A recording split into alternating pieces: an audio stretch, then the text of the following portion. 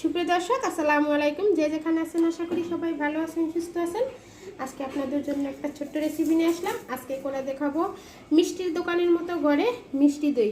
আর খুব সহজেই আপনারা এই মিষ্টি দইটা ঘরে বানাতে পারবেন। গরুর দুধ দিয়েও বানাতে পারবেন, গরুর দুধ দিয়েও বানাতে পারবেন। আজকে আমি আপনাদেরকে গরুর দুধ দিয়ে খুব সহজেই এই মিষ্টি দইটা বানিয়ে দেখাবো। আর এই খাবারটা খুবই স্বাস্থ্যসম্মত। আশা করি রেসিপিটা আপনাদের কাছে ভালো লাগবে। যদি ভালো লেগে থাকে তাহলে সবাই আমার চ্যানেলটাকে লাইক দিবেন আর একটা ফলো দিয়ে রাখবেন। বেশি বেশি করে আপনাদের ফ্রেন্ড সার্কেলের ভিতরে শেয়ার করবেন। আর আজকের রেসিপিটা কেমন হয়েছে অবশ্যই আপনারা আমাকে কমেন্ট বক্সে জানাবেন। সবাইকে ভিডিওটা দেখার জন্য অনুরোধ রইল। আজকে মিষ্টি দইটা বানাবো। মিষ্টি দইটা বানানোর জন্য এখানে 2 লিটার আমি গরুর দুধ নিয়েছি, দেখতে পাচ্ছেন এখনও বলক আসেনি। আর দুধের যে দইয়ের যে একটা কালার, ওই কালারটা বানানোর জন্য এখানে আমি একটু হালকা জর্দা রং দিয়ে দিব।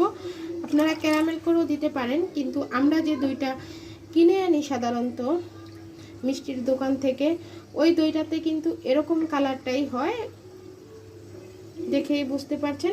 আর এই দুধটাকে আমি একদম জাল করে 2 লিটার দুধকে প্রায় 1 লিটারের মতো করব। দুধটাকে আগে আমি জাল করে নেব। দুধটা খানিকটা টেনে গেছে, দেখতেই পাচ্ছেন। আর কালারটাও সুন্দর একটা কালার এসেছে।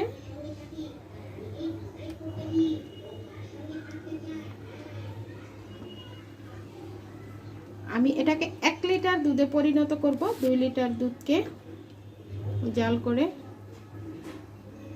আপনারা চাইলে গুঁড়ো দুধের সাথে পানি মিশিয়েও করতে পারেন, কিন্তু আমার কাছে গরুর দুধ দিয়ে করলে এই দুইটা খেতে কিন্তু খুব ভালো লাগে, তাই এটা দিয়ে করব।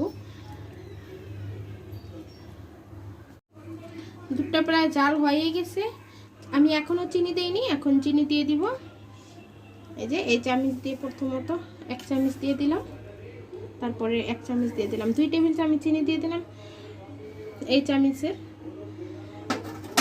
আপনারা মিষ্টিটা কম বেশি বাড়াইয়া দিতে পারেন, আমি একটু কম মিষ্টি দেব। আর এখানে আমি টক দইটা ইউজ করব। মিষ্টি দই দিয়েও করা যায়, তবে আপনারা চাইলে মিষ্টি দই দিয়েও করতে পারেন। আমি আজকে টক দই দিয়ে দইটা বসাবো। এখন আর একটু টানাইয়া তারপর যারা আমি এটা নামায় নিব।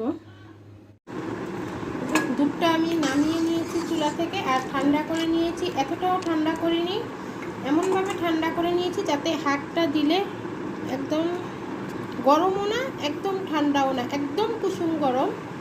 এখন এখানে অ্যাড করে দেব আমি টক দই। আগে থেকে টক দইটা চালনিতে নিয়েছি, আর নিয়ে আমি এখানে 3 টেবিল চামচ টক দই আছে দিয়ে দিলাম। পানিটা আগে থেকে ঝরিয়ে নিয়েছি, নিয়ে এখন স্যান্ডউইচের সাহায্যে খুব ভালো করে মিশিয়ে দেব। একদম ভালো করে টক দইটাকে মিশিয়ে দিবেন দুধের সাথে।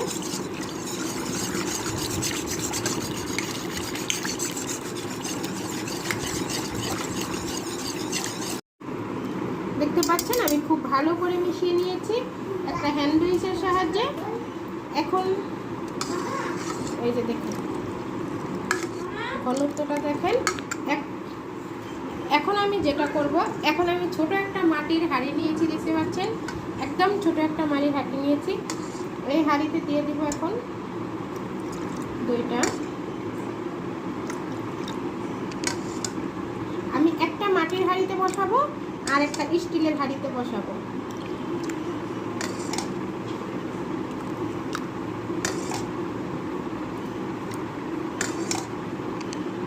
নিয়ে নিলাম, আমি আর ভরবো না। এই হাঁড়িতে দিয়ে দিলাম এটুকু পরিমাণ। এখন আমি একটা স্টিলের হাঁড়িতে নিয়ে নেব, সম্পূর্ণ দইটা দিয়ে দিব স্টিলের হাঁড়িতে। এখানে আমি একটা পাতিল নিয়েছি, দেখতে পাচ্ছেন। পাতিলটা চুলায় দিয়ে একটু গরম করে নিয়েছি, তার ভিতরে আমি 2টা কাগজ দিয়েছি, দিয়ে এখন আমি দিয়ে দিব দইটা।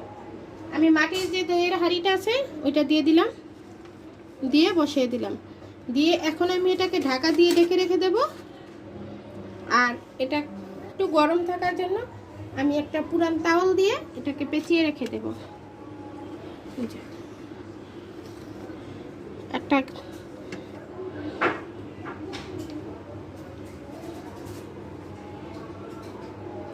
রেখে দিলাম এটা এরকম ভাবেই।